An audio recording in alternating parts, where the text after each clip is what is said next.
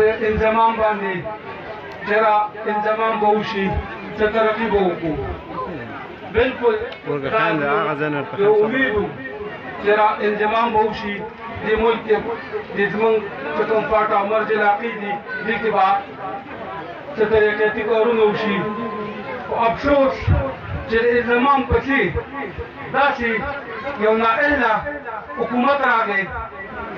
چې هغې مونږ بالکل د انضمام په اړه خوشحالۍ اړو پوه نه کړلو لکه جناب چیرمن صاحب مونږ ته په انضمام کې دا وعدې شوې وې چې د فاټا کوم ځم شوي علاقې دي دې ته سالانه 111 ارب روپۍ تقریبا منظوري شوې وې چې دا به سالانه ورکېږي سالانه خو چې پرېږده ده 3 کاله پوره کېږي تر اوسه پورې موږ ته 100 ارب روپۍ ټول فاټا ته میلاو نه شولې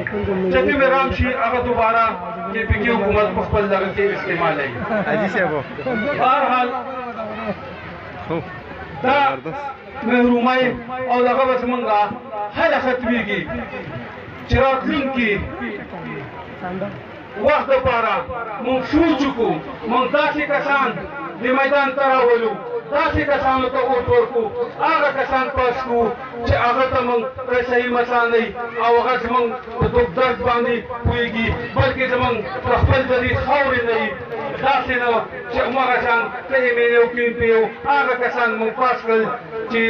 اوس پرې هم موږ خفه یو نو انشاءالله دا پروګرام بس په دې ځای مه ګڼئ چې دلته ختم شو دا پیغام زموږ د ملي رهبر آفتاب احمد خان شیرپور صاحب کور ته ورسوئ او راروان الیکشن دپاره د دوی لاسونه مضبوط کړئ نو دا تبدیلي به هله تاسو پرې سوچوئ وخت هم دی د وخت د وجه باندې